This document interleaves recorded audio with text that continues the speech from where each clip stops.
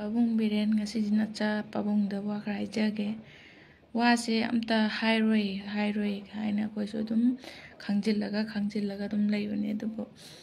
ngasi serou da thoiba thodok se yengbada yamna nungaite akhoi su kuki chili naw ke ama ngarang nahan da su arambai tengoli chili naw gaina pha pulba tawba su irem lemna dum kaisu ayer pa chai na ba laitana dum thadokhi aduga Santi purak se hai taragadi numai paidana lakpa micham sidi hat patupai wakan sidi thadok na bana favrana khalle ngasi serauda laiba driver du makutta khulai paibana te only vsf ki driver ni haijare asana driver ni haire adu fauda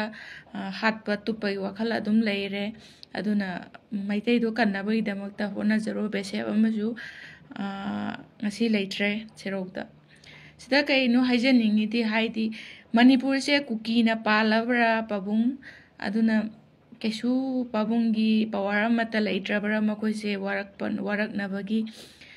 maite yamata na security force na control trop matam da ngasi bo security force amta da atamna na khulai thagi belaite hat patup taugi ba mata laite animaki fana ba tawrokpa khudimakta koina cooperation pigi bangaktani sumaina sum tawrokpa singji da sum ya taragadi Pabung sidi Manipur se pura kai hai tare mathong marong khangdaba laiba ma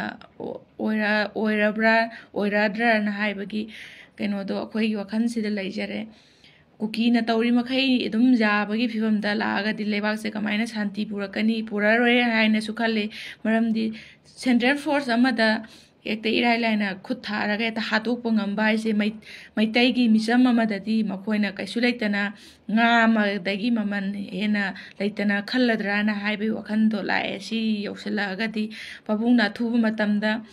ka heliba myam che muktang takthok piraga hana dauna mayuma kai thadoga changma ngamjadriba singse changnaba Pabung namta senbiu aduga ka hena sum tawriba singse adum Pabung na sum jenga leiraga di maitai akhoi su yamna control ngamdabagi asawba ma soidana lakpa yain haijaningi iraiba ta leina saidangba magi type ta yamna ton hingba sidi akhoi su pamde pamaktre haigadi sumaina yumdagi imphal manungdagi jaga lanthok tabida sido eta kari kana dun iraibak ta leiraga iraibak ta leina kemta mapan thokpa ngamdabida luigiba punsi du akhoi su pamte Ichai sugi tungni punsida karino hodu se adu khallaga shirasu si janga su jang haibe wakhallama lakadra na khanjai loina maki wakhanda Pabung na thuba matamda phatraba makhoi gi wakhan che amutang chumthokpiu aduga shanti porongna ba Pabung Biren hona biyo na haijani asi har lo chandra